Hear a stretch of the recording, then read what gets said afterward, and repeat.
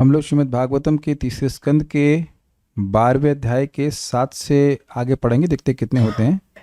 हमने कल सुना था कि ब्रह्मा जी क्रोधित हो गए थे। किन पर? अपने प्यारे प्यारे 4 बच्चों पर। क्यों हुए थे? यहाँ था ना, सुअवध्यातः सुतैरेवं प्रत्याख्यातानुशासनैः क्रोधम दुर्विषहं जातम नियंतुम उपचक्रमे। सह वह ब्रह्मा अवध्याता सुतैरेवं अपने बेटों के द्वारा इस प्रकार अपमानित हुए। क्यों अपमानित हुए? तो कह रहे प्रत्याख्यातानुशासन है, क्योंकि उनके द्वारा उनका अनुशासन को माना नहीं गया था। क्या था अनुशासन? बेटा सृष्टि करो। तो फिर क्या हो गया? तो कह रहे क्रोधम दुर्विषहम जातम, उससे उनको एक असहनीय क्रोध उत्पन्न हुआ। किन को उत्पन्न हुआ? ब्रह्मा जी को। बच्चे शांत हैं। नियंतुम उपचक्र में, जिसको उन्होंने नियंत्रित करने का प्रयास किया। अब एक बात हम कल विचार कर रहे थे कि अगर 4 कुमार अपने मन से ही कुछ सृष्टि उत्पन्न कर देते तो उन्हें क्या दिक्कत थी। लेकिन आज के श्लोकों से स्पष्ट हो जाएगा कि देखिए, जब अभी आज रुद्र जन्म लेंगे तो जब वो स्वीकार करेंगे कि हाँ हम सृष्टि करेंगे, तो ब्रह्मा जी उनके लिए फ्लैट की व्यवस्था भी करेंगे और लड़की की व्यवस्था भी कर देंगे। तो इसलिए ये मेरा सोचना गलत था, बल्कि मैं सोच भी रहा था कि मैंने बोला भी था कि ब्रह्मा जी इतने समर्थ हैं कि यद्यपि अभी कोई लड़की नहीं है, अभी कोई लड़की सृष्टि नहीं की है, 4 कुमारों की सृष्टि की है, लेकिन 4 कुमार बोलते ठीक है पिताजी हम शादी कर लेंगे, या हम सृष्टि करना चाहते हो तो तुरंत 4 लड़की है, 8 लड़की है, 10 लड़की, जितना उनका सामर्थ्य तो बहुत है, वो तुरंत ही लड़की सृष्टि कर देते। तो ऐसा नहीं है कि वह 4 कुमार समझ नहीं दें कि सृष्टि करने का आशय क्या है। देखिए, सृष्टि का ये ब्रह्मांड का प्रयोजन ही है कि जीवों को शरीर दिया जाए। तो 2 4 5 शरीर नहीं चाहिए, बहुत सारे शरीर चाहिए। तो इसलिए सृष्टि करने का मतलब था ब्रह्मा जी की गृहस्थी में प्रवेश करो, तो इसलिए वह रिजेक्ट कर दिए थे। आज आप प्रैक्टिकल देखेंगे कि रुद्र के संग 11 रुद्र के रूप में हुए और 11 रुद्राणियां भी बन गई, मतलब बना दी। और उनके लिए फ्लैट वगैरह की व्यवस्था भी करिए। वो क्या है फ्लैट्स, वो हम देखेंगे। शादी के बाद तो घर की जरूरत होती है ना, तो वो सब व्यवस्था करेंगे ब्रह्मा जी। आज देखते हैं बहुत सारी इंटरेस्टिंग चीज़ें। तो अब उनको गुस्सा जो आया वो उससे हुआ क्या? तो देखिए, प्राय आदमी का जो गुस्सा होता है वो भौंों पे दिखता है, मतलब इन द सेंस कि आंखों पे ऐसे ऐसे, क्या बोला क्या ऐसे करता है। तो वो जो है, ये तो मैं हल्का सा गुस्सा हो रहा, जो बहुत ज़्यादा गुस्सा होता है तो एकदम आंखें भौएं आंखों पे आ जाएगा और भौएं उसकी एकदम टाइट हो जाती हैं। तो उनके भौओं के बीच में से एक लड़का पैदा हुआ, उसका नाम था रुद्र। देखते हैं। धिया निगृह्यमाणोऽपि भ्रुवोर्मध्यात् प्रजापतिः। धिया निगृह्यमाणोऽपि भ्रुवोर्मध्यात् प्रजापतिः। सद्यो जायत तन्मन्युः कुमारो नीललोहितः। सद्यो जायत तन्मन्युः कुमारो नीललोहितः। धिया निगृह्यमाणोऽपि भ्रुवोर्मध्यात् प्रजापतिः। धिया निगृह्यमाणोऽपि भ्रुवोर्मध्यात् प्रजापतिः। सद्यो जायत तन्मन्युः कुमारो नीललोहितः।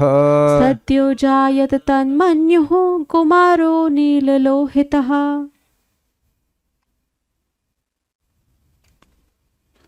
यद्यपि उन्होंने अर्थात ब्रह्मा जी ने अपने क्रोध को दबाए रखने का प्रयास किया, किंतु वह उनकी भौओं के मध्य से प्रकट हो ही गया, जिससे तुरंत ही नील लोहित, नील और लाल रंग का बालक उत्पन्न हुआ। लोहित मतलब लोहित, लौह, हाँ लाल, ला। दिया दिया नहीं, धिया, धिया मतलब बुद्धि द्वारा निगृह्यमाण अपि, संवरण किए जाने पर भी, मतलब बुद्धि से वो निर्णय कर लियो कि भाई ये बच्चे तो मैंने भगवान के ध्यान के द्वारा पवित्र होकर के प्रकट किए हैं। सोचे होंगे मुझे इन पर गुस्सा नहीं करना है, छोटे बच्चे हैं, ऐसे करके। ये कई बार हम लोग सोचते हैं अरे छोटा बच्चा है, भूल जाइए, क्या है बच्चे का क्या देखना है। तो छोटा बच्चा अगर बात नहीं भी माने, 5 साल के बच्चे पे, तो यही बोल करके व्यक्ति सोच लेता है कि इसके पास बुद्धि नहीं है। मुझे आज इसमें हंसी आ रही है कि कार्तिक के बाद अधिक लोग आ रहे हैं। जैसे कार्तिक में भागवत नहीं सुनना था क्या, कोई संकल्प लेके बैठे हुए थे, आज अधिक हम लोग सुने थे कि कार्तिक में सबसे ज्यादा महत्वपूर्ण है भागवत सुनना, तो अब कार्तिक के बाद समझ में आया है। एनीवेज आए तो अच्छी बात है, स्वागत है। मंदिर दर्शन कर रहे थे, ठीक है ठीक है, okay okay, happy to see, happy to note the devotees. Okay okay, वापस पॉइंट पे आ रहे हैं। तो क्या बात कर रहा था मैं, तो बच्चे की, भाई बच्चे की बात, अरे बच्चे की बात पे क्या ध्यान देते हैं, छोड़िए।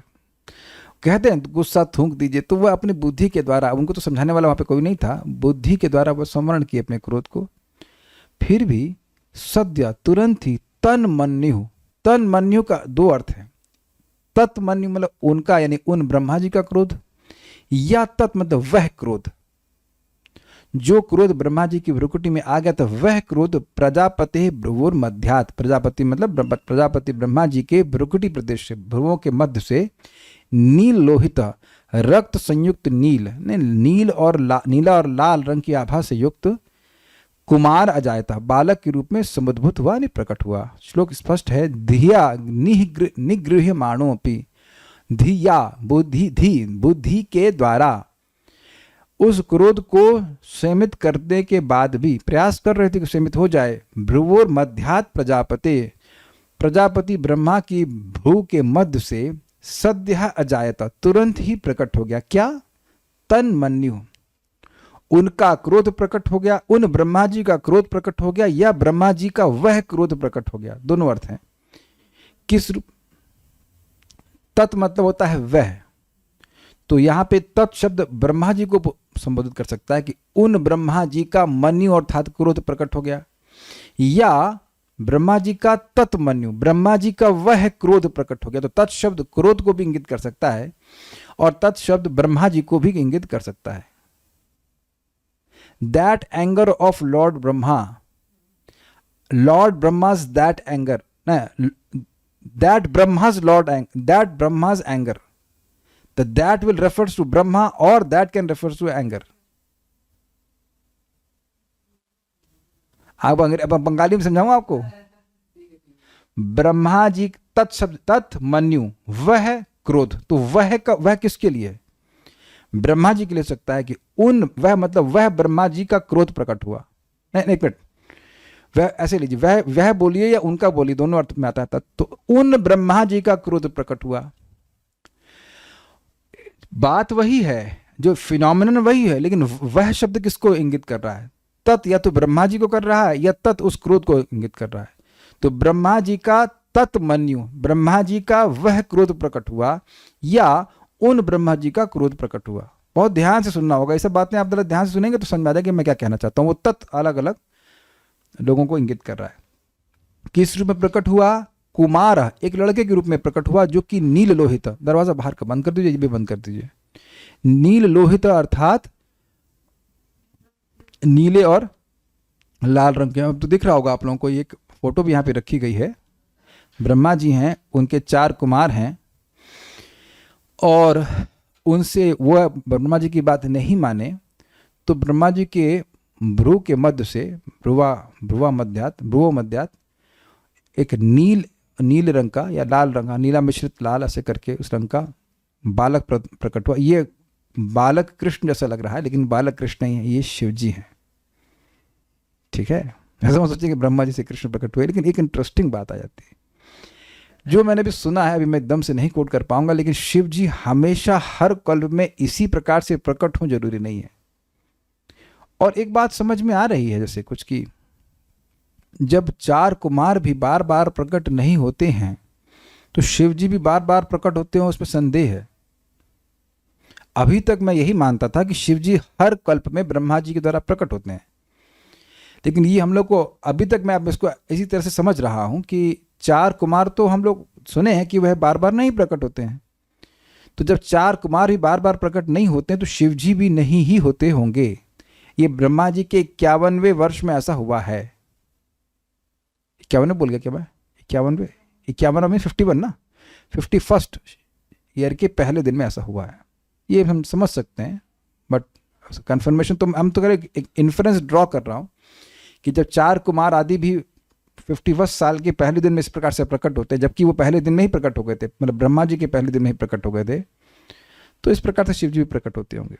तो कभी कभी लोग सोचते हैं कि अरे शिव जी का तत्व तो ब्रह्मा जी के तत्व से श्रेष्ठ है, तो वह कैसे प्रकट हो जाते हैं उनके बच्चे के रूप में। तो देखिए, तत्व एक अलग बात है और लीला एक अलग बात है। अब भगवान कृष्ण तत्वतः तो सभी के बाप हैं, तो फिर वसुदेव जी के द्वारा वो कैसे प्रकट हो जाते हैं, तो ये उनकी लीला है। तो शिव जी का तत्व ब्रह्मा जी से बहुत आगे है। शिव जी प्राय विष्णु तत्व ही हैं, लेकिन फिर भी वे ब्रह्मा जी के थ्रू प्रकट हुए। ओके हैं, हाँ, जैसे वरादेव आगे प्रकट होंगे, और इसीलिए ये शिव जी अपने, जैसे क्या नाम है इनका, मैं कश्यप ऋषि हैं, ये भी ब्रह्मा जी से प्रकट हुए, तो इनको अपना भाई मानते हैं। भृगु हैं, तो भृगु को भी अपना भाई मानते हैं। समझ रहे हैं बात, क्योंकि वो ब्रह्मा जी से प्रकट हुए हैं। श्रीधरी, पहले जो क्रोध उत्पन्न हुआ था वह क्रोध ही नील लोहित कुमार के रूप में उत्पन्न हो गया है। अब आप लोग नीले और का संबंध कैसे समझ रहे हैं क्रोध से? देखिए, जगत में कहा जाता है कि वो तो क्रोध में लाल पीला हो गया। सुना है आपने कभी? तो कभी कभी क्रोध से लाल पीला हो गया, सब बात सुनते हैं, तो यानी कि क्रोध का कुछ संबंध रंग से भी होता है। यद्यपि आपको लोग लाल पीले नहीं दिखाई पड़ते हैं क्रोध में, लेकिन ऐसे बात कही जाते हैं। हो सकता है आंखों का रंग लाल हो जाता है, कुछ चेहरे पे भी खून अधिक आ जाता है तो लाल लाल हो जाता है। अब पीला क्यों कहते हैं हमको नहीं पता, लेकिन ऐसा कुछ भाव यहाँ पे सूचित हो रहा है कि क्रोध का संबंध इन चीज़ों से है। उसका आगे भी क्लियर आएगा पॉइंट, सारा दर्शनी। विद्या जिस प्रकार अविद्या की निवर्तिका यानी नाशक है, उसी प्रकार कहीं कहीं अविद्या भी विद्या की विनाशक हो जाती है। तथा यह प्रदर्शित करने के लिए धिया आदि श्लोक में ब्रह्मा जी में कुमारों के रूप में विद्या के उदय के पश्चात भी अविद्या की वृत्तियों में प्रधान जो तामिस्र नामक क्रोध है, उसका ब्रह्मा जी से रुद्र के रूप में प्रकट होना बतलाया गया है। समझे आप ये बात? ब्रह्मा जी ने पहले सृष्टि करी थी किस चीज की? तमस की। तमह, मोह, महामोह, तामिस्र, अंध तामिस्र। तो तामिस्र का मतलब क्या है बताइए माइक पे? तामिस्र का मतलब क्या है? भोग की वस्तु न मिलने पर क्रोध होना। जी हाँ, भोग की वस्तु न मिलने पर क्रोध होना। तो अब यहाँ पे ब्रह्मा जी को कौन सा भोग नहीं प्राप्त हुआ? बोलिए, बात माइक बताइए। उनकी बात नहीं मानी गई। एग्जैक्टली, भोग मतलब होता है कि हमारी इच्छा के अनुसार चीजें चलनी चाहिए, और जब नहीं चलती हैं तो क्रोध होता है। और उसमें और सूक्ष्म बात बता रहा हूं कि आज दोपहर में मुझे कुछ क्रोध हो रहा था, जबकि मेरा उस स्थान से कोई मतलब नहीं था। उस स्थान से मेरा मतलब पहले था, तो अब व्यवस्था कुछ अलग तरह की कर दी गई, तो मेरे मन में क्रोध आ ही गया। अब मैं अपने पे हंस रहा हूँ कि मैं तो in the sense I am just laughing at my self कि मेरा तो उस संस्थान से कोई मतलब नहीं है, ना उस संस्थान से मतलब है, ना व्यवस्थापन से मतलब है। तब मुझे क्यों क्रोध हो रहा है नहीं? हम भागवत है बचाने के लिए हमको। तो अब पॉइंट क्या है, हम लोगों के मन में ये नियंत्रक की भावना बहुत ज़्यादा बनी हुई है, हम सभी के मन में होती है। और आप अपने जीवन में देखेंगे कि चीज़ें हमारे नियंत्रण के हमारे सामने ही नहीं रहती।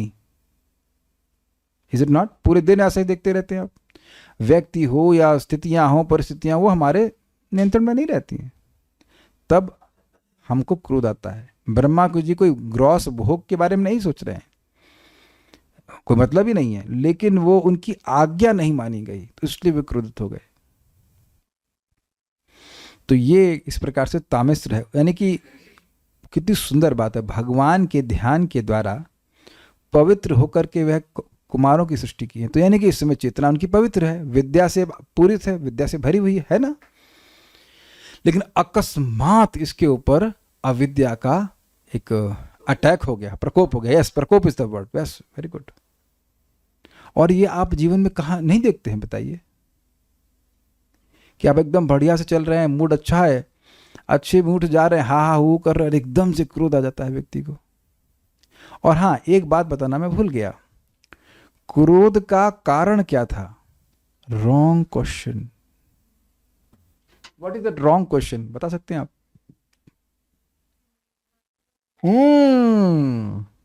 बहुत सही उत्तर दिया। मेरी बात क्यों नहीं मान रहा है? क्यों पे बहुत फोकस होता है। सब्जी में नमक क्यों ज्यादा हुआ, टाइम से खाना क्यों नहीं मिला। ये प्रभु जी ने गुस्से का कारण है, पत्नी के कारण हो सकते हैं, कुछ और भी। मेरी साड़ी क्यों नहीं आई इस महीने में, कैन बी जस्ट, बट बाकी सारी चीजें छोड़ दीजिए, खाली क्यों इतना बड़ा हो जाता है कि वे उसी जैसे जैसे क्यों बढ़ता जाता है, आप देखेंगे वैसे वैसे हमारे क्रोध का मुख भी बढ़ता जाता है। सब लोग इस बात से सहमत हैं? और आप देखेंगे कि क्यों बढ़ता जा रहा है, लेकिन उत्तर उधर से कुछ नहीं आ रहा है कि क्यों ऐसा हो रहा है, क्यों ऐसा हो रहा है, और आप पूछते जा रहे क्यों क्यों क्यों, और आपका क्रोध बढ़ता जा रहा है। तो देखिए ब्रह्मा जी ने किया क्या यहाँ पे, ब्रह्मा जी के मन में भी क्यों आ रहा था कि इतने अच्छे बच्चे हैं, ये मुझे बात क्यों नहीं मान रहे हैं। और गुस्सा आया, गुस्सा आया तो फिर वो अपने गुस्से को संवरण किए। और हम लोग के लिए जो प्रैक्टिकल बात है, संवरण करने का क्या तरीका है, कौन सा प्रश्न करेंगे इसको, सोल्यूशन क्या है, कैसे इस पे कार्य करें। जैसे आज घर में सब्जी बनी, गलती से इनसे थोड़ा नमक तेज हो गया, हम आपका निंदा नहीं कर रहे हैं, हम मुझे पहले गुस्सा आया क्यों तेज आया, मैं अपनी निंदा कर रहा हूँ। Then immediately I said okay how I am going to deal with it. मैं केवल दाल से खा सकता हूँ, या फिर थोड़ी सब्जी लेकर राइस मिला सकता हूँ, कैन ईट इट। ये इनकी मैं सोच रहा था कि मेरे से भी तो नमक तेज हो सकता है, ऐसे नॉट कोई इतनी बड़ी बात नहीं। तो आपने देखा था कि मैं शुरुआत में थोड़ा सा क्रोधित हुआ एंड देन जस्ट सबसाइडेड। ये मैं इसलिए बोल रहा हूं बिकॉज क्रोध हमारे भक्ति के जीवन के लिए बड़ा डेंजरस है। हर छोटी छोटी बात पे हम क्रोध ही करते रहेंगे तो भक्ति कैसे करेंगे। और आप समझ रहे हैं कि क्रोध के पीछे क्या है, वो क्रोध का नाम क्या रखा है। हम क्रोधित नहीं हो रहे हैं, हम लोग तामिश्र से प्रभावित हो रहे हैं, अंधकार से, अविद्या से प्रभावित हो रहे हैं। It's bad for me, not bad for anyone else. Do you agree with this? ना, कोई मान नहीं रहा है, कह रहे नहीं हमारे सब अच्छा है क्रोध। हम लोगों की जंग किससे है? अविद्या से ही है। आपको समझ में आ रहा है? तो व्यक्ति काम को जीत लिया मान लीजिए, लेकिन क्रोध में अटक गया, ऐसा लोग कहते हैं। वैसे तो हमको समझ में नहीं आ रहा, क्योंकि क्रोध तो काम से ही प्रकट होता है। ये भी आप जानते हैं, काम जब प्रत्याभूत हो जाता है, जब वो संतुष्ट नहीं होता तो क्रोध ही प्रकट होता है। But what ever that is, ये कैच किया आपने कि मैं क्रोधित हो रहा हूं, तो क्या उसका कारण है? मैं अविद्या से पकड़ लिया गया हूं, सरेआम रंगे हाथों पकड़ा गया हूं कि मैं अविद्या से ग्रसित हूं। जैसे यहां पर चक्रवर्ती पाद बिल्कुल स्पष्ट कह रहे हैं कि विद्या से भरे हुए होने के बाद भी ब्रह्मा जी पर अविद्या का अटैक हो गया। This so powerful.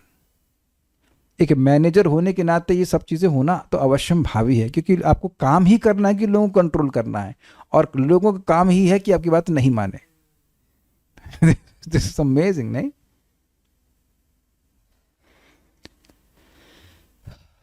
बहुत सूक्ष्म है ना। हम अपने व्यवहार को अगर विचार करें तो कैसे सूक्ष्म रूप से अविद्या का प्रवेश हो जाता है। बाद में लोग क्या करते हैं, इसको जस्टिफाई भी कर देते हैं, उसको रेशनलाइज कर देते हैं, लेकिन बात यह है कि हम अविद्या से प्रभावित हो गए। We are in the mood of controller, things should go exactly as per my plans. तन्मन्यु उन्हीं प्रजापति ब्रह्मा का क्रोध, अथवा वही क्रोध जो ब्रह्मा जी की भवों के मध्य भाग से नील लोहित कुमार रूप में प्रकट हुआ। ये दोनों वर्ड समझ में आ गए सबको? तत् मतलब ब्रह्मा, मन्यु मतलब क्रोध। उन ब्रह्मा जी का क्रोध उस कुमार के रूप में प्रकट हुआ, या फिर तत् मतलब वह और मन्यु मतलब क्रोध, यानी ब्रह्मा जी का वह क्रोध उस कुमार के रूप में प्रकट हुआ। नील लोहित अर्थात नीले और लाल वर्ण का कुमार दर्शाता है कि इसी प्रकार क्रोध का वर्ण भी वही होता है। मतलब रजोगुण और तमोगुण, रजोगुण को लाल से सूचित करते हैं और तमोगुण को नीले से। तो ये नील लोहित मतलब रजोगुण तमोगुण का मिश्रण है, वह प्रकट हुआ। सतोगुण को कभी ग्रीन से कहते हैं, कभी सफेद से कहते हैं। तात्पर्य, क्रोध चाहे जानकर प्रकट किया जाए या अनजाने में, उसकी मुखाकृति वही रहती है। What does that mean? कभी जो मैं समझ रहा हूं वो ये है कि कभी कभी क्रोध व्यक्ति उसका जानबूझकर करता है कि भाई यहां पे क्रोध करना चाहिए, और या कभी कभी अनजाने में, मतलब उसके कंट्रोल में नहीं रहता है, तो भी चेहरा वैसे ही रहता है। हाँ, यस। यद्यपि ब्रह्मा ने अपना क्रोध नियंत्रित करना चाहा, किंतु वे ऐसा नहीं कर पाए, तब भी जबकि वे सर्वोच्च पुरुष हैं।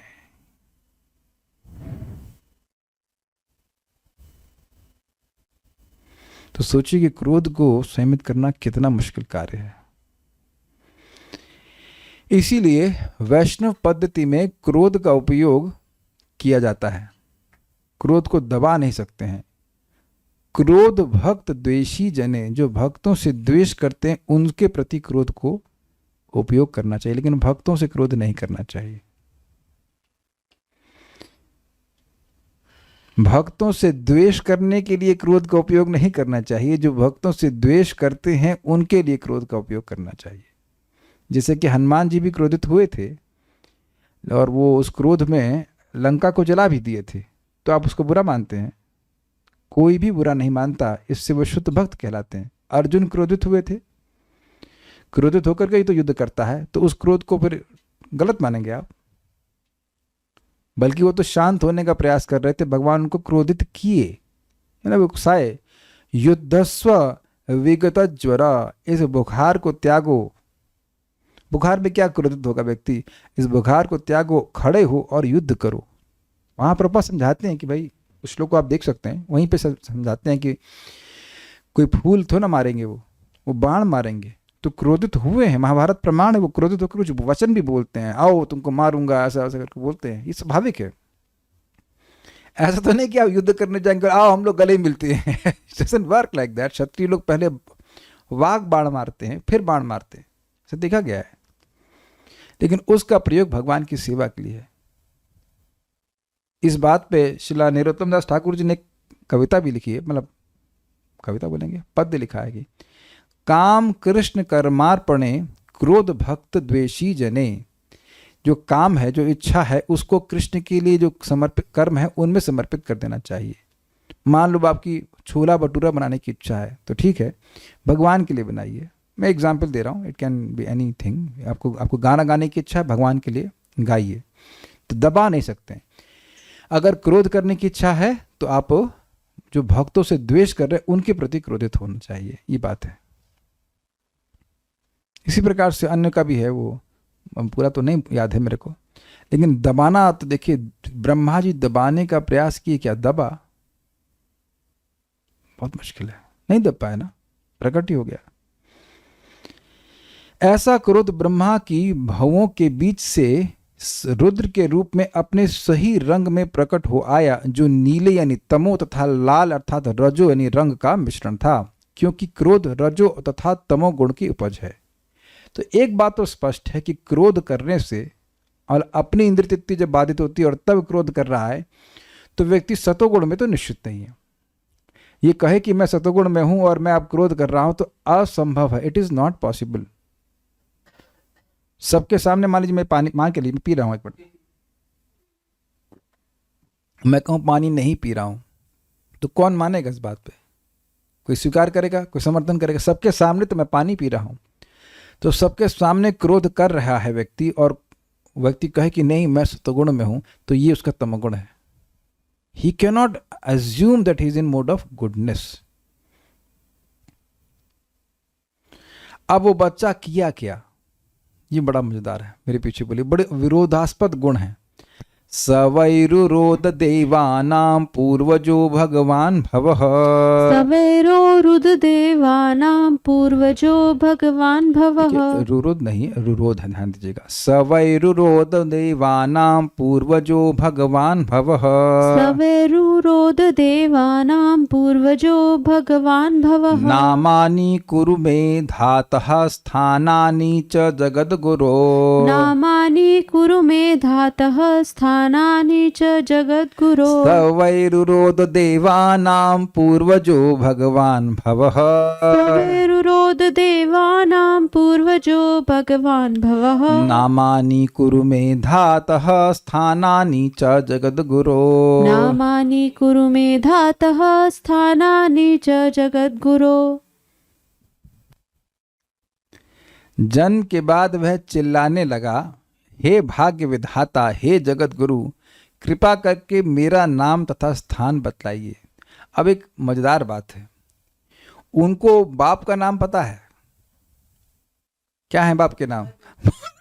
भाग्य विधाता और जगत गुरु। उनको यह पता है कि ये जगत के गुरु हैं। ये काफी इंटरेस्टिंग है। बताइए, आप में से किसी को बच्चा हो, वो पैदा होते बोले मम्मी ये मेरा नाम क्या, मम्मी का नाम लिख दे और कहे मेरा नाम क्या है जरा बताइए। या पिताजी जो काम करते हो, इंजीनियर साहब ये बताइए कि मेरा नाम क्या है। अब ये तो बड़ा अजीब सा होगा ना। अरे शिव जी प्रकट हुए ना।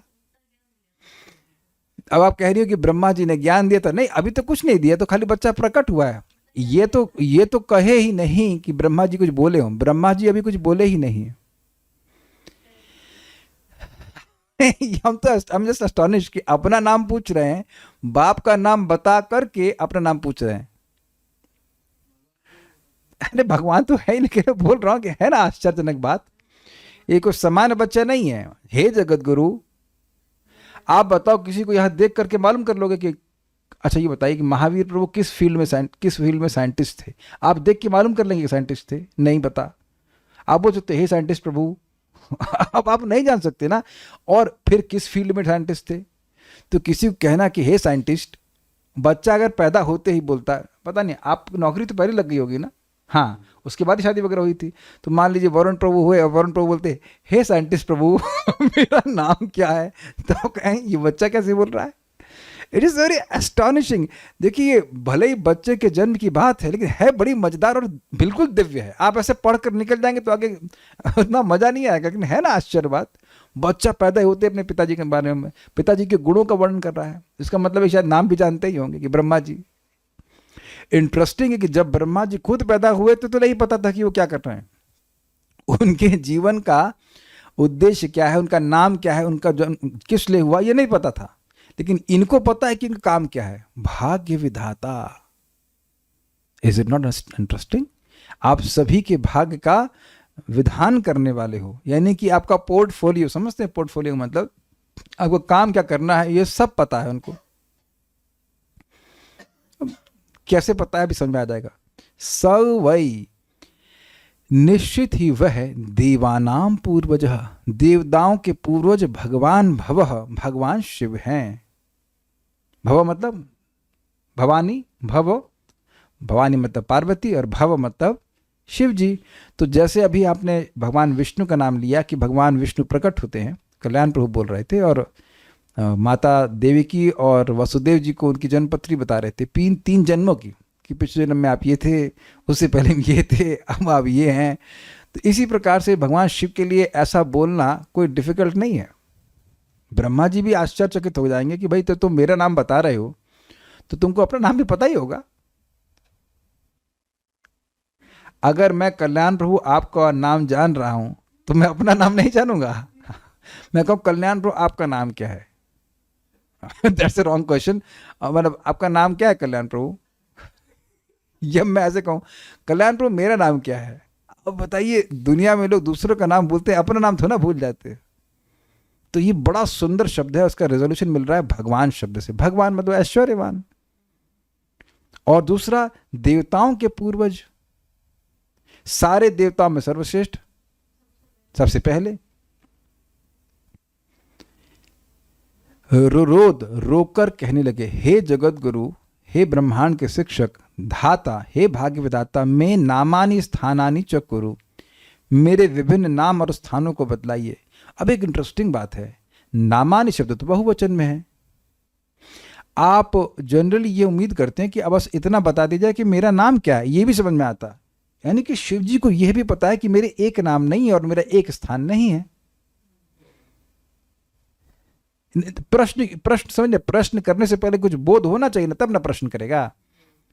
तो उनको पहले से पता है कि मेरे एक स्थान नहीं है और एक नाम नहीं है, अनेक नाम है। तो आप मेरे अनेक नामों को बताइए और एक अनेक स्थानों को बताइए।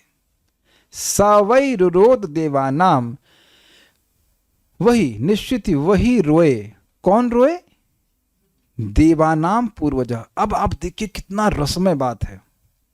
हैं देवताओं के पूर्वज, लेकिन निश्चित वही भगवान भव, वही भगवान शिव जो देवताओं के पूर्वज हैं, वही रोए। कुछ आप समझ रहे हैं? अच्छा ये बता दीजिए भाई, आप लोग भी जानकार हैं, ये बताइए कि इसके अलावा शिव जी कब रोए? अब अगर कहीं मिले तो मुझे बताना कि शिव जी कहीं और रोए थे, और भी कोई यहाँ पे हों भाई, शास्त्रज्ञ हों जानकर। आपने कभी सुना शिव जी रोए थे? सती का जब देहांत हो गया था तो क्रोधित हुए थे, रोए तो नहीं थे।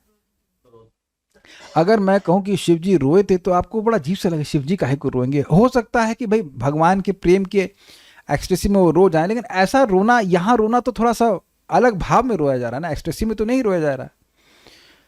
और बच्चा, मतलब वैसे बच्चा पैदा होते ही रोता है, ऐसा एकदम बिल्कुल वही भगवान शिव, यानी कि समझने का अर्थ है, समझना ये पॉइंट है कि हैं ये भगवान ही, लेकिन फिर भी रोए। निश्चित भगवान ही है, रोए हैं लेकिन फिर भी भगवान ही हैं। अरे भगवान कृष्ण भी तो रोए ना, बच्चे में रूप में रोते ही हैं, तो कौन से भगवान, जब शिव कृष्ण रो सकते हैं तो शिव जी भी लीला करके रो रहे हैं इस तरह से। बहुत कॉन्ट्रास्टेड क्वालिटी, रो रहे हैं लेकिन भगवान है। जो ऐश्वर्यवान है उसको रोने की क्या जरूरत है? वो ऐश्वर्यवान तब भी हैं जब वो पैदा हुए हैं, है ना। मेस्मराइजिंग, एकदम कंफ्यूजिंग बात लग रही है, लेकिन कह रहे कि नहीं, जो देवताओं के पूर्वज हैं वही शिव जी रोए। और फिर क्या बोले कि नामानि कुरु में धाता, हे विधाता मेरे नामों का विधान कीजिए। स्थानानि च जगत गुरु, हे जगत गुरु मुझे आज्ञा दीजिए कि मैं किन किन स्थानों पर रह सकता हूं। ठीक है, अब आगे देखते हैं। देखिए, शिव तत्व पूरी तरह से तो विष्णु तत्व नहीं है, उनसे अभिन्न भी नहीं है। थोड़ा सा वो टच करते हैं मटेरियल एनर्जी को। तो भगवान कहने का अर्थ है कि जो भक्त से युक्त हो। तो मेरे आप पीछे बोलिए नेक्स्ट श्लोक। इति तस्य वचः पाद्मौ भगवान परिपालयन्, इति तस्य वचः पाद्मो भगवान परिपालयन्, अभ्यदाद क्या है, भद्रया वाचा मारोदिस्तत्करोमि ते, अभ्यधात् भद्रया वाचा मारोदिस्तत्करोमि ते। इति तस्य वचः पाद्मौ भगवान परिपालयन्, इति तस्य वचः पाद्मो भगवान परिपालयन्, अभ्यधात् भद्रया वाचा मारोदिस्तत्करोमि ते। अभ्यधात् भद्रया वाचा मारोदिस्तत्करोमि ते। ये मजेदार है एक श्लोक। कमल के फूल से उत्पन्न हुए सर्वशक्तिमान ब्रह्मा ने उसकी याचना स्वीकार करते हुए मृदु वाणी से उस बालक को शांत किया और कहा, मत चिल्लाओ, मतलब मत रो, जैसा तुम चाहोगे मैं वैसा ही करूंगा। अब ये इतना मजेदार है। आप देखिए कि बच्चों को अपनी बात मनवाने का क्या अस्त्र चाहिए? एक ही अस्त्र होता है, रोना। कुछ दूध चाहिए तो रोना, रोटी चाहिए तो रोना, खिलौना चाहिए तो रोना। सभी के लिए बस एक ही है कि रू रोदा, रोना शुरू कर देंगे। तो एक बच्चे की तरह शिवजी रो रहे हैं, वाह वाह करना। दिस रियली फनी कि शिवजी को ऐसे इमेजिन कीजिए, वाह वाह कर रहे हैं। उसके बाद बोल रहा है कि, उसके बाद बोल भी रहे हैं, बच्चा बोल रहा है कि हमें स्थान दीजिए। वो भी संस्कृत में बोल रहा है भाई। बच्चा संस्कृत बोल रहा है। भगवान करे माताओं को एक संतान ऐसा किसी को मिले जो पैदा होते ही संस्कृत बोलना चालू कर दे, संसार दाव और लीला रोक। ये कहां से हो गया? तो आश्चर्य हो गया ना। रोएगा लेकिन रोए तो संस्कृत में रोए।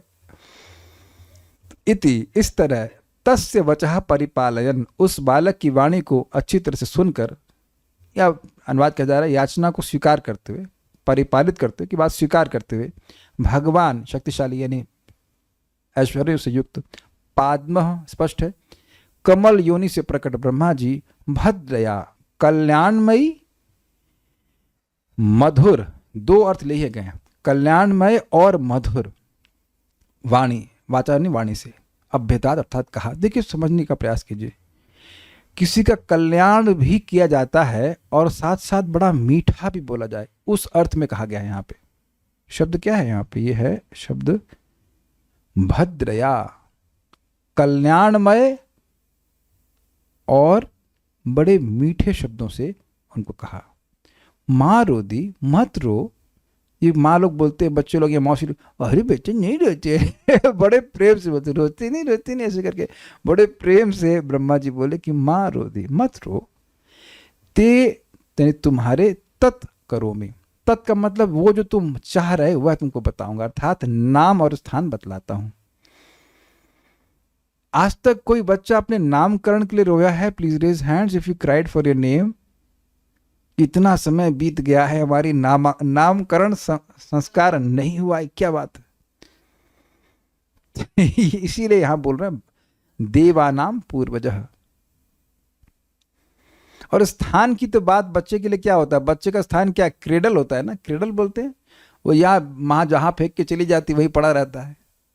तो बच्चा तो कोई डिमांड करता नहीं कि मेरा स्थान क्या है। तो ये बच्चा एक अलग प्रकार का बच्चा, इसीलिए मैत्री मुनि इस बच्चे के बारे में बात कर रहा है।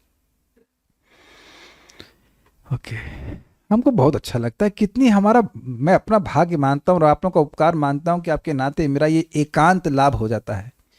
नहीं तो कहाँ कहाँ मेरी वाणी आज उलझी। मतलब इट्स लाइक पतंग होती है ना, वो बेर के पेड़ में फंस जाए तो बाहर निकलने का स्कोप ही नहीं है बिना उसके चिथड़े हुए। ऐसा best example I can give at least for now. कहाँ कहाँ वाणी उलझ जाती, मैं खुद उलझा देता हूँ या अन्य लोग उलझा देते हैं, which does not give me any result. आज हम लोग देखो बड़ी फोकस होकर शिव जी के बारे में बात कर रहे हैं। लोग कहते हैं यात्रा नहीं कर रहे, चलो ब्रह्मलोक में नहीं है सब लोग, वहाँ ब्रह्मलोक में ब्रह्मा जी हैं और अब उनका अभी संतान हुई है, अभी नहीं 5वीं संतान हुई है और उसके बारे में वो सोच रहे हैं। इति, इस प्रकार, तस्य वचः पद्मो, उनके वचन को, पाद्म अर्थात ब्रह्मा जी ने, भगवान मतलब वही शक्तिशाली ब्रह्मा जी, परिपालयन, उनकी बात को, उनकी याचना को स्वीकार करते हुए कि इसको नाम और स्थान देने हैं, अभ्यधात भद्रया वाचा, कल्याणमयी वाणी से उनको कहे, माँ रोदिस, तुम मत रो, तत्करोमि ते, जैसा तुम चाहते हो, नाम स्थान चाहते हो, वह तुम्हारे लिए मैं व्यवस्था करता हूं।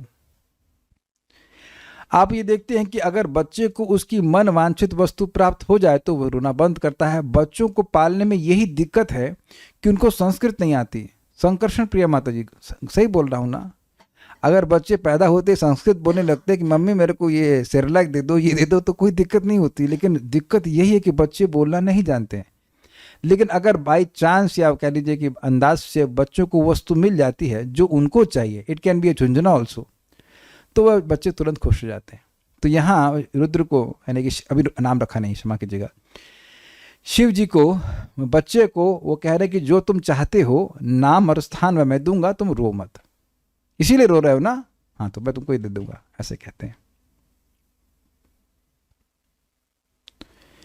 अब मेरे पीछे बोलिए, यदरोदिहि सुरश्रेष्ठा सोद्वेग इव बालकः, यद्रोदिहि सुरश्रेष्ठा सोद्वेग इव बालकः, ततस्त्वाम् अभिधास्यन्ति नाम्ना रुद्र इति प्रजाः, ततस्त्वाम् अभिधास्यन्ति नाम्ना रुद्र इति प्रजाः। यदरोदिहि सुरश्रेष्ठा सोद्वेग इव बालकः, यदरोदिहि सुरश्रेष्ठा सोद्वेग इव बालकः, ततस्त्वाम् अभिधास्यन्ति नाम्ना रुद्र इति प्रजाः, ततस्त्वाम् अभिधास्यन्ति नाम्ना रुद्र इति प्रजाः। बोलिए, यद्रोदिहि सुरश्रेष्ठा सोद्वेग इव बालकः, यदरोदिहि सुरश्रेष्ठा सोद्वेग इव बालकः, ततस्त्वाम् अभिधास्यन्ति नाम्ना रुद्र इति प्रजाः, ततस्त्वाम् अभिधास्यन्ति नाम्ना रुद्र इति प्रजाः।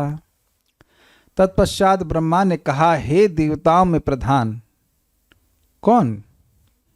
वेरी गुड, शिव जी। सभी लोगों के द्वारा तुम रुद्र नाम से जाने जाओगे क्योंकि तुम इतनी उत्सुकता पूर्वक चिल्लाए हो। बेसिकली चिल्लाने का मतलब नहीं है ब्रह्मा, ऐसे नहीं, तेरी नाम नहीं दे रहा है मेरे को, ऐसा नहीं। ही वॉज क्राइंग, उस क्राइंग का अनुवाद यहाँ पे चिल्लाने के रूप में किया गया है, ये बात है। समझे? वो चीख नहीं रहे थे, वो रो रहे थे कि मैं हेल्पलेस हूँ, आप मुझे बताइए। हे सुर श्रेष्ठ, सुरों में श्रेष्ठ, कौन श्रेष्ठ? रुद्र, शिव जी। यत, क्योंकि तुम बालक इवा यानी कि तुम बालक के समान, तुम बालक नहीं हो, क्योंकि पहले ही बोल दिए सुर श्रेष्ठ, अभी बालक के रूप में ही हैं, रूप बालक का ही है, लेकिन है देवताओं में श्रेष्ठ, लेकिन रो रहे हैं बच्चों की तरह, इसलिए कह रहे हैं बालक इव। सोद्वेग, सह नहीं, स प्लस उद्वेग, उद्वेग के साथ, अर्थात अत्यधिक चिंता सहित अरोधी, रोने लगे। क्या चिंता थी? अरे नाम ही नहीं पता है, अरे स्थान ही नहीं पता है, तो रोएगा नहीं आदमी। बच्चा, आप देखो कि जगत में बच्चे जब मेले में खो जाते हैं तो वो रोने लगते हैं। क्यों रोने लगते हैं? बताइए आप, क्यों रोने लगते हैं? रोते हैं कि नहीं रोते हैं? हम बताइए। क्योंकि जो उनका आश्रय है उनको वो उनसे दूर हो जाते हैं, देखिए उनको कुछ पता नहीं रहता। आप सही कह रहे हैं, लेकिन आप वस्तुतः देखिए उनको अपना नाम भी पता नहीं होता है। बच्चों को महाराज समझाते हैं कि एक जानवर की तरह, एक पशु की तरह उनके गले में एक प्लेट टांग दी जाती है। जो माँ बाप हैं कि बच्चा कहीं खो जाएगा तो मेले में अपने बच्चे के ही गले में कुछ रख देते, इसका नाम ये है, या उसकी जेब में रख देंगे, या उसकी प्लेट टांग देते हैं कि कहीं कदाचित खो जाए तो लोग उसको पहचान ले। तो बच्चे को नाम भी अपना पता नहीं होता है और स्थान भी नहीं पता होता। आप लोग को वो दिन याद है? मुझे से याद नहीं आ रहा ठीक ठीक, लेकिन याद है वो दिन जब पूछते थे कि बेटा तुम्हारा नाम क्या है, और आप नाम नहीं बता पाते थे। किसी को भी नहीं याद है? याद नहीं है, लेकिन ये दिन रहा होगा ना। आज जो लोग टीचर हैं वो एक दिन याद कीजिए कि आपको अपना नाम भी याद पता नहीं था। Is it not? जो लोग को ये अभिमान है कि हम बहुत पढ़ाई में तेज हैं या बुद्धि बहुत तेज है, भागवत समझ रहे हैं, तो एक दिन आप इतने भोंदू तो नहीं कहने, गोलू मोलू से बच्चे थे प्यारे से, उनको पूछो कि बेटा तुम्हारा नाम क्या है, तो ठीक ठीक नाम भी नहीं बता पाते थे। हमारे एक कजिन ब्रदर का नाम है अर्जुन, तो मतलब मेरा नाम अर्जुन शर्मा है। Arjun, he could not speak Arjun properly, Arjun Sharma, Arjun. तो अब तो शायद सुना है कि कुछ इंजीनियर बन गए हैं, लेकिन क्या वो सोच सकते हैं ऐसा कि एक समय था कि वो अपना नाम भी नहीं जान पाते थे, नाम बोल नहीं पाते थे, उनको उनका नाम याद कराया जाता था। तो मेले में खो जाएगा तो बहुत बार तो बच्चा अपना नाम भी नहीं बता पाता है और स्थान तो बता ही नहीं पाता कि वो कहाँ से है। ये तो बोध बहुत बाद में होता है ना, तो इसीलिए बच्चा डर जाता है कि नहीं। तो कुछ कुछ वैसी कॉन्शियसनेस, वैसी एग्जैक्टली नहीं लेकिन उस तरह की कॉन्शियसनेस, ये मेरा नाम क्या है, मेरा स्थान क्या है, ये जानने के लिए बड़े परेशान थे, इसलिए वे चिंतित थे, इसलिए वह रो रहे थे। हम तो यही समझ रहे हैं, बाकी शिव जी हमें क्षमा करें अगर हम कुछ गलत बोल रहे हैं, लेकिन हमको तो यही समझ में आ रहा है कि बच्चा इसी प्रकार से रोता है। इसलिए क्योंकि तुम रोए इसलिए त्वाम तुमको प्रजा रुद्र इति नामना अभिधासन्ति, सारी प्रजाएं, सभी लोग रुद्र इस प्रकार नाम से पुकारेंगे। अब इसमें बड़ा विरोधाभास है। जब मैं श्लोक को सोच रहा था, पढ़ रहा था, तो मैं सोच रहा था अगर किसी का नाम रुद्र है तो अच्छा है कि बुरा है? आप बताइए, आपका क्या विचार है? माइक में बताइए। वैसे सबसे पहले तो वो रुद्र मतलब गुस्से का प्रतीक को ही दर्शाता है, क्रोध के प्रतीक को दर्शाता है। मैं इस पर दो बात सोच रहा था कि देखिए, रुद्र का अर्थ है जो रोया, और दूसरा है कि शिव जी का नाम सुरश्रेष्ठ देवताओं का। तो नाम अच्छा है कि बुरा, ये सोचने में बड़ा मेरे को दिक्कत हो रही है। जो रोए उसको रुद्र कहेंगे तो ये नाम अच्छा कहा जाएगा? भाई आदमी रोता रहता है, अगर जगत में किसी को बोले यार तुम तो रोते ही रहते हो, तो ये तो बड़ा खराब माना जाएगा ना। अगर हमको कोई कहे यार तुम तो रोते ही रहते हो, हर बात में रोते रहते हो, लेकिन ये सुरश्रेष्ठ देवताओं में श्रेष्ठ हैं और उनका नाम रुद्र रखा जा रहा है। तो मैं मन में मेरे प्रश्न बना ही हुआ कि कैसे भाई, हम तो ये मान रहे हैं कि भाई अच्छा नाम है, रुद्र नाम बहुत अच्छा है, शिव जी का नाम है, लेकिन अर्थ में तो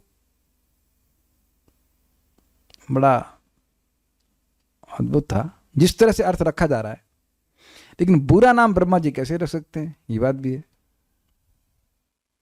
तो हम भी एक भक्त कह रहे हैं कि इसलिए अच्छा है कि शिव जी का नाम है, मैं भी यही स्वीकार कर रहा हूं, लेकिन जिस तरह से रखा गया है वो अर्थ बड़ा अजीब से लग रहा था कि क्योंकि तुम रोए इसलिए तुम्हारा नाम रुद्र है।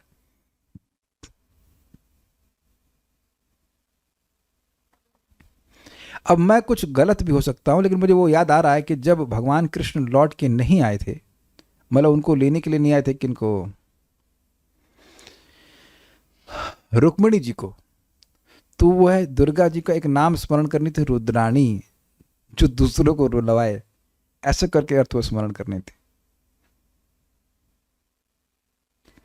But anyways, let us not commit any offence, I don't want to say, but एक विचार आया था मन में कि क्या ये नाम अच्छा है कि बुरा है। मतलब इनको तो कोई दिक्कत नहीं, शिव जी तो कहे बड़ा अच्छा नाम है, ठीक है हमने रख दिया, लेकिन सामान्यतः रुद्र एक प्रताप का प्रतीक होता है, शिव जी प्रतापी हैं, तो इसे अर्थ में है। मुझे नहीं समझ में आ रहा था कि कैसे ग्रहण करना चाहिए। एनीवेज, यत रोदे सुरा श्रेष्ठ, क्योंकि तुम रोए हे देवताओं में श्रेष्ठ, सौद्वेग बालक, बालक के समान तुम रोए उद्वेग के साथ, चिंता सहित, तथा इसलिए त्वाम अभिदास्यन्ति, तुमको लोग कहेंगे नामना रुद्र इति प्रजा, सारी प्रजाएं तुम्हें रुद्र के नाम से इस प्रकार कहेंगी।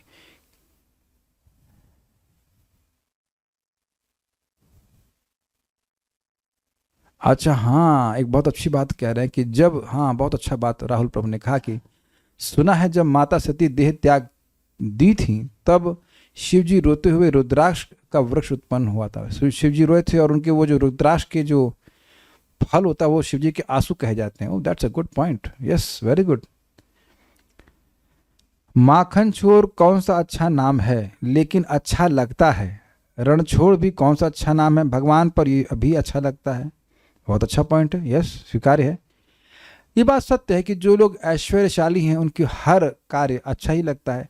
जैसे अब हम इनके रोने के बारे में सुन रहे हैं, लेकिन हम लोग सब लोग खुश हो रहे हैं कि शिव जी प्रकट हुए और रोने लग गए, तो ये उनकी लीला ही है। तो इसलिए रुद्र नाम मतलब हम समझ रहे हैं कि एक लीला के रूप में प्रकट हुआ है। पर जैसे शिव जी ब्रह्मा जी से प्रकट हुए हैं, तो शिव जी के बाप तो नहीं हो गए ब्रह्मा जी, यद्यपि वो मान रहे हैं तत्व में तो सर्वश्रेष्ठ हैं, तो ये रुद्र नाम स्वाभाविक सी बात है कि शिव जी का शाश्वत नाम है, रुद्र नाम है, शिव नाम है, शिव मतलब कल्याण में, तो स्वाभाविक सी बात है कि शिव जी के जैसे सारे नाम कल्याणमय हैं ऐसे रुद्र नाम भी कल्याण। बहुत अच्छा आपने करेक्शन दिया, this very good, I accept it. भगवान श्री कृष्ण का कृष्ण नाम है ना पवित्र करने वाला, तो माखन चोर पवित्र करने वाला नहीं है। अब गुण तो बड़ा गंदा है, गुण तो सामान्यतः बड़ा गंदा माना जाएगा, मक्खन चुराता है। भाई आपके दामाद क्या करते हैं, मक्खन चुराने का काम करते हैं मक्खन की फैक्ट्री नहीं है, मक्खन चुराते हैं, तो बुरा माना जाएगा। लेकिन कृष्ण पे नाम एकदम परम कल्याणमय है, तो रुद्र नाम अब हम समझ गए। मेरी समझावट आपने क्लियर कर दी कि ठीक है, ये रुद्र नाम बहुत ठीक है, तो मतलब है ही ठीक, लेकिन सही अर्थ दिए। हाँ, और भी कोई और अच्छा अर्थ होगा तो हमको बताएं, लेकिन यहाँ पे बिल्कुल समीचीन अर्थ है। ओके, श्रीधरी, बालक युवा कहकर ब्रह्मा जी ने यह कहा कि तुम तो देवताओं में श्रेष्ठ हो, फिर भी तुम बालक के समान जन्म लेते ही रोने लगे। तुम्हारे रोने के कारण तुम्हारा नाम रुद्र होगा। अब हमारे सामने दिक्कत यह है कि पेज बहुत ज़्यादा है, तो इसलिए हम आज तो नहीं करने वाले, क्योंकि ये टॉपिक बड़ा ज़बरदस्त है। आप लोग उसको, अगर मैं विद ड्यू परमिशन कहूँ कि पढ़ के आना कि किन किन स्थानों में शिव जी को स्थान दिया गया है, बेसिकली किन किन स्थानों में क्रोध को स्थान दिया गया है, इसको ज़रूर पढ़ के आइएगा। ये काफ़ी, इसको मैं जल्दी जल्दी में नहीं पढ़ाना चाहता हूँ। Very nice topic. हृदय में, इंद्रियों में, प्राण में, आकाश में, वायु में, अग्नि में, जल में, मही मतलब पृथ्वी में, सूर्य में, चंद्र में, तपस्या में, अलग अलग स्थानों में इनको स्थान दिए गए। 11 स्थान हैं, गिनने, हृदय, इंद्रियां, प्राण, आकाश, वायु, अग्नि, जल, पृथ्वी, सूर्य, चंद्र और तपस्या, 11 हो गए। तो 11 जगह इनको स्थान दिया, नाम दे दिया रुद्र, और 11 स्थान दे जाएंगे। और आगे जाके हम सुनने वाले हैं 11 प्रकार के ये रुद्र भी होते हैं, तो वो सब हम आगे सुनेंगे। क्या क्रोध कर, तो उसको हम कल देखेंगे, आज नहीं। क्या क्रोध करने वाला व्यक्ति दुखी होता है? देखिए, ये आपको बड़ा, ये प्रश्न बड़ा अजीब सा है। क्या हनुमान जी जब क्रोधित हुए थे और क्रोध करके वह रावण की लंका पर अटैक किए, तो वह दुखी थे? क्या कोई उनकी इंद्रिय तृप्ति में बाधा आई? तो देखिए, मूल बात यह है कि वह क्रोध उत्पन्न कैसे हुआ है। मान लीजिए गुरु है, प्रामाणिक गुरु है, और वह शिष्य पे क्रोधित हो रहे हैं क्योंकि वह भजन ठीक से नहीं कर रहा है, तो क्या वह क्रोध इंद्रिय तृप्ति के बाधित होने से हुआ है? तो ये बहुत ध्यान से देखना होगा कि वह क्रोध का उत्पन्न होने का स्रोत क्या है।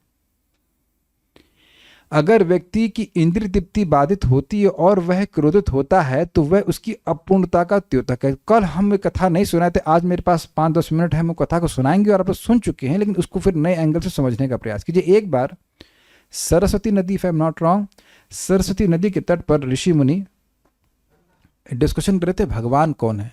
तो भृगु मुनि को चुना गया कि भगवान कौन है ये मालूम कीजिए। तो सबसे पहले ब्रह्मा जी के पास गए। तो ब्रह्मा जी के बेटे हैं भृगु मुनि, तो बड़े खुश हुए कि बेटा आया है, तो वह बस नमस्कार नहीं किए और ब्रह्मा जी को क्रोध आ गया। अब आप लोग समझ रहे होंगे, और स्पष्ट रूप से ये लीला आपने कई बार सुनी है, लेकिन अब ध्यान से सुनिए कि इसका एक एक पॉइंट का मतलब क्या है। ब्रह्मा जी को क्रोध आ गया और वह अब अपने क्रोध को संवरण कर लिए। कह रहे बेटा है, आज नहीं भी, रोज तो नमस्कार करता था, आज नहीं भी किया तो क्या बात है। तो वहां भृगु मुनि समझ गए कि ये भगवान नहीं है। बताइए चैट पे कि कैसे समझ गए कि भगवान नहीं है, आप बताओ। और फिर नहीं, आज कल्याण को दीजिए।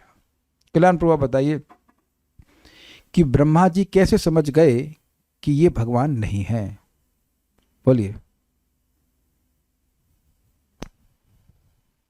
उनके लीला से। लीला से? अभी तो इसका मतलब समझ नहीं पाए। कौन भगवान नहीं है? ब्रह्मा जी। अभी तो शिव जी तो आए नहीं।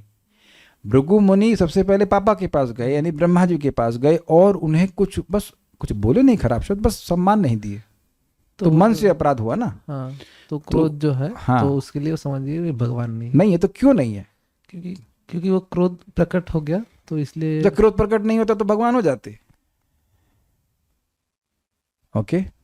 एक भक्त कह रहे हैं कि भगवान, क्योंकि भगवान अविद्या से प्रभावित नहीं होते हैं। क्रोध हमेशा अविद्या से ही प्रकट होता है। अभी आप हनुमान जी एग्जाम्पल नहीं सुने? इंद्रियां उनके वश में है। वश में नहीं है, मतलब भगवान के वश में होती हैं। भगवान की इंद्रियां ही नहीं होती हैं ऐसे तो। अरे ये कौन से संप्रदाय चले गई आप? भगवान की इंद्रियां ही नहीं होती नहीं, है? नहीं, मतलब हमारी तरह नहीं आप होती है। गिरिराज जी को भोग लगाते हैं, क्या इंद्रियां नहीं गिरिराज जी नहीं, की? मतलब हमारी तरह नहीं होती है। देखिए, एक भौतिक सिंपल इंद्रिय। सी बात है। जब भी मैं भगवान कहता हूं तो आपके मन में एक बोध होता है ना कि वो पूर्ण है, he does not need anything. तो यहां ब्रह्मा जी का एक बहुत बड़ा, मतलब एक अपूर्णता सूचित हो रही कि उनको सम्मान की अपेक्षा है। कुछ नहीं कहना, खाली खड़े ही हो गए, तब सम्मान की अपेक्षा है, यानी कि वो अभाव में है ना। जो व्यक्ति के हृदय में कुछ कामना है तो वो कुछ अभाव है ना। एक सिंपल सी बात सोचिए, आप भूखे बैठे हो और प्रसाद बांटा जा रहा है, आपको कुछ वस्तु नहीं मिली तो क्रोध नहीं आता है क्या? ये बताइए।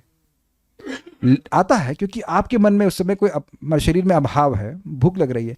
और जब भूख पूरी भर जाए, पूरी तरह तृप्त है, अब बाकी सब लोगों को कुछ भी बटता हो, आपको कुछ फर्क नहीं पड़ता, वहीं कृष्ण हॉल से निकल जाते हैं तुरंत, अगर आप पंगत में खा रहे हैं। कौन ऐसा नहीं किया है? जरा हाथ खड़ा कीजिए कि आप पूरा एकदम मतलब फूल गई हैं, एकदम गले तक खा लिया है, और उसके बाद लोग क्या खा रहे हैं आपको 1% कोई नहीं पूछ रहा होता है ना। नहीं पूछता ना कि सरकार और कुछ खा लीजिए, आप पूरी तरह तृप्त हैं। कुछ समझ रहे हैं कि सेटिस्फैक्शन का मतलब क्या होता है? देखो सीन समझो, आप भूखे हैं, सब लोग खा रहे हैं, आप कृष्ण हॉल के या मटेवर प्रसन्न हॉल के बाहर है, जाली लगी हुई, आपको दिख रहा है कि अंदर सब लोग खा रहे हैं, तो कितना क्रोध होता है, हाय सब खा रहे हैं, सब खा रहे हैं, हम ही को छोड़ दे रहे हो। लेकिन आप खा के जब आप पूरा तृप्त हो गए, तो अब उसके बाद भी वही सिचुएशन है ना कि आप देख रहे हैं कि सब लोग खा रहे हैं और आपको कुछ नहीं होता। Got it? बड़ा क्लियर है ना। तो ब्रह्मा जी को अभाव था कि इसने मेरी सम्मान नहीं किया, यानी सम्मान की अपेक्षा है, तो भगवान कैसे हो गए? अब आए वो शिव जी के पास, और शिव जी उनको गले लगाने लगे। शिव जी तो भाई मानते हैं, तो अब वहां उनको बोले, हे हमको छूता है, अरे कभी नहाता है? तो इस प्रकार से सर्प लपेटा हुआ है, भभूत लगाया हुआ, अरे मैं पवित्र ब्राह्मण नहा के आया हूं, अपवित्र हो गया तुम्हारे स्पर्श से। तो शिव जी को भी अब यहां इतना गुस्सा आया कि वह त्रिशूल उठा लिए, उसको जान से मारने के लिए भागे। तो पार्वती जी पकड़ ली उनको। तो वहां भी वह समझ गए कि ना, ये भी अभाव में है। और उसके बाद आप जानते हैं भगवान विष्णु के पास गए। भगवान विष्णु लक्ष्मी जी के साथ थे। एक पत्नी के सामने पति का अपमान करना, भाई बहुत बहुत आदमी गर्म हो जाता है, बहुत ज्यादा गर्म हो जाता है। ऐसे वो सहन भी कर लेगा, लेकिन पत्नी के सामने अपमान हो तो बहुत गर्म हो जाता है व्यक्ति। तो अब वहां जाकर कुछ नहीं बोले, सीधे जाकर के वो मतलब जो है पदाघात कर दिए, छाती पे लात मार दी भगवान विष्णु के, और बोलते हैं शेष साई कारण साई, साई साई हमेशा सोता ही रहता है, आलसी कहीं का। तो वहां शब्द से अपमान किए, प्रणाम नहीं किए, यानी मन से भी अपमान किए और शरीर से भी अपमान किए।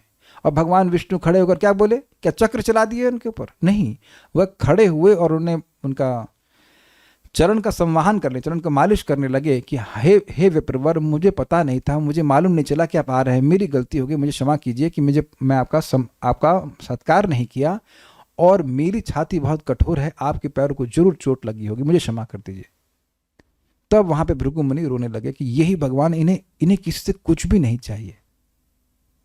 तभी फिर प्रश्न हो जाएगा, जब कुछ नहीं चाहिए तो हमारे पत्रम पुष्पम फलम तोयम क्यों मांगते हैं? भैया पहली बात तो ये उनके ही हैं, और वो इसलिए मांगते हैं ताकि उसके बदले में वो आपको वैकुंठ दे दे, इसलिए मांगते हैं।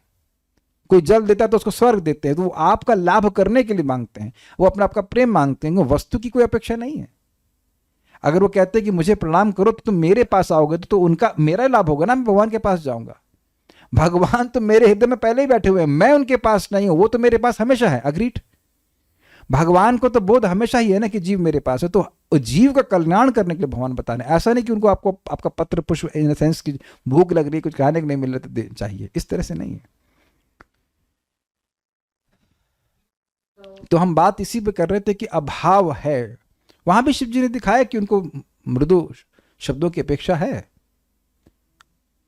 अरे तुम्हारे बड़े भाई हैं भाई, तरीके से कोई बात करो बोलते हैं ना, छोटे हो छोटे की तरह हो, भृगुमुनि छोटे भाई है ना, ऐसा बोलते हो तुम। तो ये एक बहुत बड़ी शिक्षा यहाँ पे ग्रहण करने को मिल रही है कि जो व्यक्ति क्रोध में है, जो अपनी इंद्रिय तृप्ति के बाधित होने पे क्रोध कर रहा है, वो अभाव में है। लेकिन जब हनुमान जी गुस्सा हुए हैं तो क्या उन्हें कुछ अभाव था? क्या उनकी कोई पत्नी चली गई थी? कुछ भी नहीं, वो तो ब्रह्मचारी है, वो तो मस्त मौला है। उनको क्रोध इस पे आया था कि भगवान श्री राम का ही अपमान कर रहा है।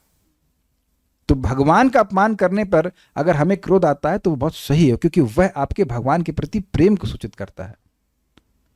Is it not? आप देखो प्रभुपाद कितना गुस्सा हो जाते थे जब कोई व्यक्ति भगवान को निराकार कहता था, बहुत गुस्सा हो जाते थे। तो ये जो क्रोध है ये अलग प्रकार का क्रोध है। भगवान के ऊपर कोई अगर गलत बात बोल रहा है तो और हमें क्रोध आ रहा है तो बहुत अच्छी बात है, वो अच्छी चीज है। ओके, सभी ने, कुछ लोगों ने उत्तर दिया है, भगवान को गुस्सा नहीं आता। कह रहे हैं शिव जी को भगवान कहा गया है, 6 ऐश्वर्य इनके पास भी हैं, शिव जी का नाम भी कल्याण करने वाला। हाँ तो ठीक है, मैंने कौन सा, मैं अस्वीकार नहीं कर रहा हूँ, मैं खाली एक, मैं अपन में एक विरोधाभास उत्पन्न हो रहा तो वो मैंने प्रस्तुत किया तो रिजॉल्व हो गया। तो अब ये कौन से स्थान है जहाँ पे ये निवास करते हैं क्रोध के रूप में, वह हम लोग भगवान ने चाहा तो कल चर्चा करेंगे। बड़ा इंटरेस्टिंग है। नाम तो दे दिया रुद्र, और आगे क्या कहते हैं, ऐसा करते हैं। एक कह रहे हैं कि नमक ज़्यादा होने पर आपका क्रोध आना भी ठीक है, बिकॉज वो प्रसाद में नमक ज़्यादा था। हाँ, मैं उसको रेशनलाइज ऐसे कर सकता हूँ। मैंने ये बात भी मैंने समझाया कि देखिए पहले ये भोजन भगवान को अर्पण होता है तो नमक ठीक होना चाहिए, क्योंकि भगवान को इतना तेज नहीं होना चाहिए। तो ये भी है, बट मैं ये नहीं कह सकता कि मुझे खराब नहीं लगा था इसलिए मैं, मतलब वट एवर, मैं ऊपर हो गया, उठ गया, ऐसा क्यों मैं मान लें। We have to accept our frailties also. मैं ये भी तो, क्रोधित, हल्का सा क्रोध प्रकाशन तो मैंने किया ही था, क्रोध तो हो ही जाता है। ऐसा कौन सा भी हम क्रोध से ऊपर निकल गए कि एकदम हमारी इंद्रिय तृप्ति में बाधा नहीं आएगी तो हम क्रोधित नहीं होंगे। Should accept it. Accepting is a better advancement than not accepting our faults. What do you say, devotees? ये स्वीकार कर लेना कि मैं गलती में हूँ, वो ज़्यादा एडवांस्ड है उस व्यक्ति से जो कहे कि भाई गलती होने पे ना मैं तो ठीक हूँ भाई। एटलीस्ट उसको संवरण करने की क्षमता भी है। Can make proper raise good questions. Will stop now. Shrimad Bhagavatam की जय, श्रील प्रभुपाद की जय, निताय गौर प्रेमानंदे।